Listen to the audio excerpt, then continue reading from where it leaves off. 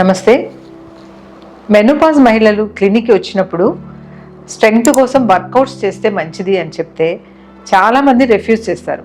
ఎందుకు మేడం, ఇంట్లో పనంతా నేనే చేసుకుంటాను, వంట చేస్తాను, ఇల్లు శుభ్రం చేస్తాను, బట్టలు ఉతుక్కుంటాను, అన్నీ నేనే చేస్తాను కదా, ఇంకా సపరేట్గా ఎందుకు ఎక్సర్సైజ్, నాకు ఇంట్లో పని వాళ్ళు ఎవరు లేరు, మొత్తం నేనే చేసుకుంటాను కదా, ఇంకా అవసరమా ఎక్సర్సైజ్లు, వర్కౌట్స్ అని అంటారు. కానీ మనం మామూలుగా ఇంట్లో చేసే పనికి ఈ వర్కౌట్స్కి చాలా తేడా ఉంటుంది. మామూలుగా ఇంట్లో చేసే పని కొద్ది వరకు యూజ్ అవుతుంది, కొద్దిగా క్యాలరీస్ బర్న్ అవుతాయి, అంతకు తప్ప బాడీ స్ట్రెంగ్త్కి పనికిరాదు. సో ఈ వర్కౌట్స్ వల్ల అడ్వాంటేజ్ ఏమంటే ఒక యాంటీ ఏజింగ్గా పనిచేస్తుంది, అలాగే మజిల్స్ స్ట్రెంగ్తెన్ అవుతాయి, బోన్స్ కూడా స్ట్రాంగ్ అవుతాయి.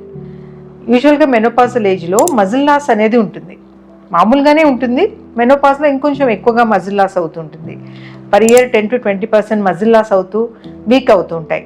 దానివల్ల మనం స్ట్రెంగ్త్గా పని చేయలేము. మజిల్ వీక్ అయినప్పుడు సరిగ్గా నడచడానికి రాదు, స్టెప్స్ ఎక్కడానికి రాదు, ఈ ప్రాబ్లమ్స్ అన్నీ స్టార్ట్ అవుతాయి. అందుకని ఈ వర్కౌట్స్ అనేవి ఎంత ఎర్లీగా స్టార్ట్ చేశారంటే మజిల్ గెయిన్ అనేది అంత బాగుంటుంది, బోన్ స్ట్రెంగ్త్ అనేది కూడా అంత బాగుంటుంది.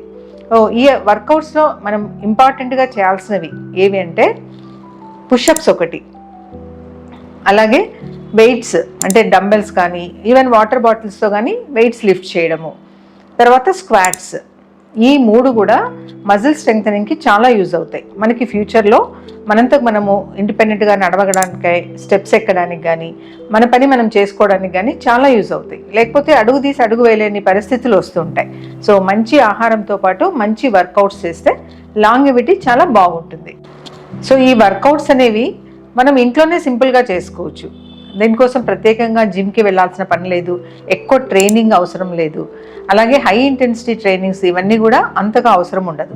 రెగ్యులర్ వర్కౌట్స్ చేసే వాళ్ళకు ఎక్స్ట్రా బర్డెన్తో ఆ జిమ్కి వెళ్ళి ఎక్సర్సైజెస్ చేయడం అంతగా అవసరం ఉండదు.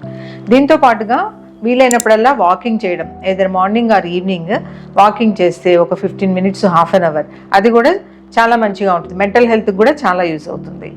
అలాగే యోగా కూడా, సింపుల్ యోగా, స్ట్రెచ్చింగ్ ఎక్సర్సైజెస్ అంటే కెజల్స్ ఎక్సర్సైజ్ అంటే పెల్విక్ ఎక్సర్సైజ్ అంటారు, పెల్విక్ లిఫ్ట్, ఇవి మనకి వెజైనల్ స్ట్రెంగ్త్కి చాలా యూజ్ అవుతాయి.